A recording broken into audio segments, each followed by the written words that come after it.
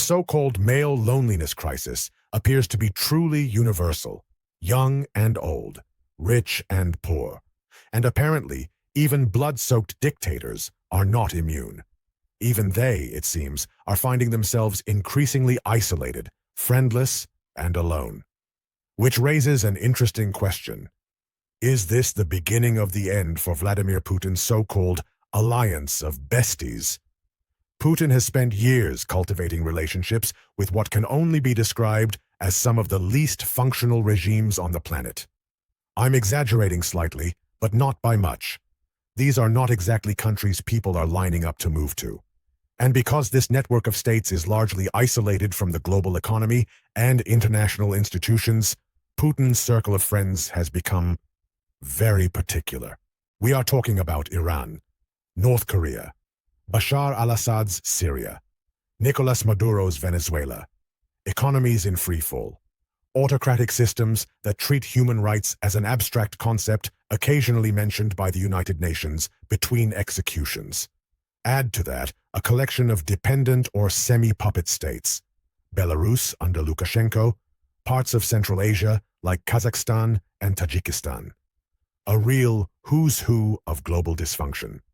Belarus, for example, is so bleak that even Ukrainians living in an active war zone can credibly say, yes, war is bad, but at least we don't live in Belarus.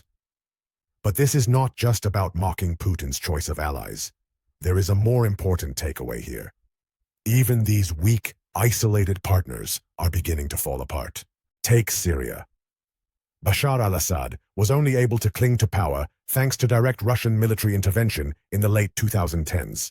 And yet, by 2024, his regime collapsed anyway, replaced by a literal terrorist leader. Crucially, a terrorist leader unwilling to assist Russia and willing to coordinate with Israel.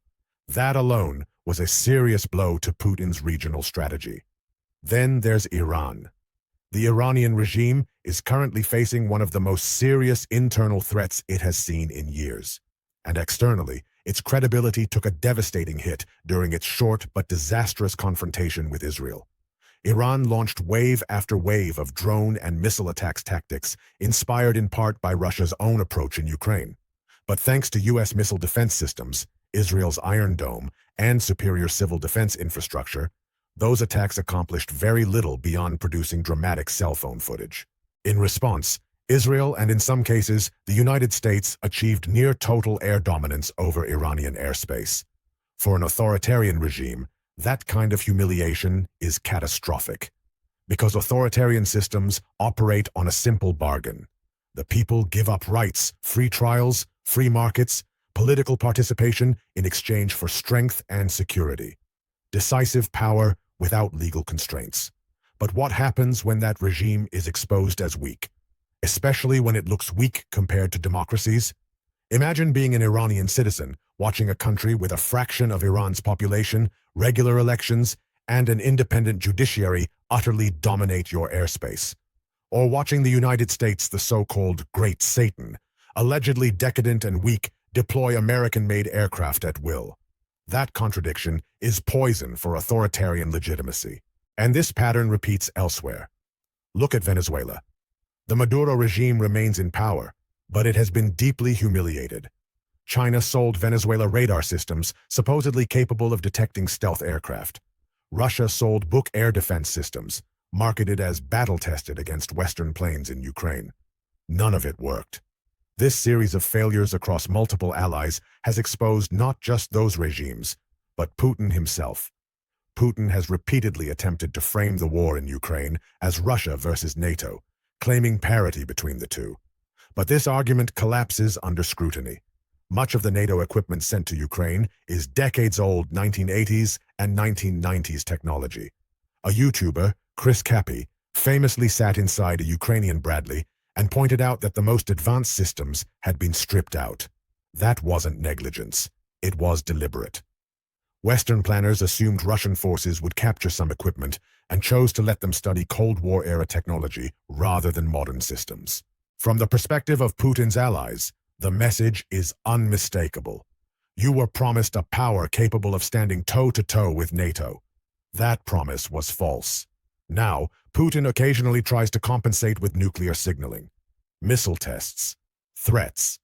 Last week's symbolic strike toward Lviv was less about battlefield impact and more about reminding the world that Russia still possesses ICBMs.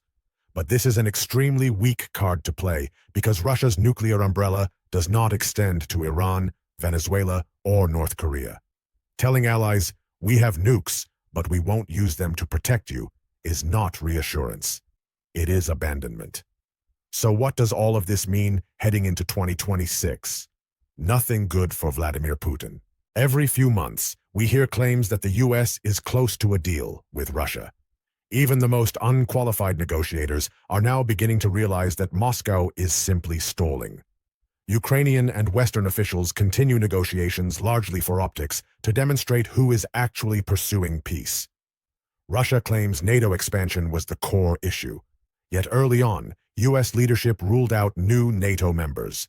Putin didn't care, because NATO was never the real issue. Ukraine could not join NATO while Russia occupied Crimea and the Donbass.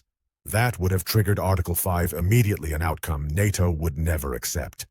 These so-called sticking points were always pretexts. Putin talks about being 90% of the way to a deal. But everyone knows the truth. The last 10% is the only part that matters. And in 2026, Putin may be forced to act not because he wants to, but because his inner circle may demand it.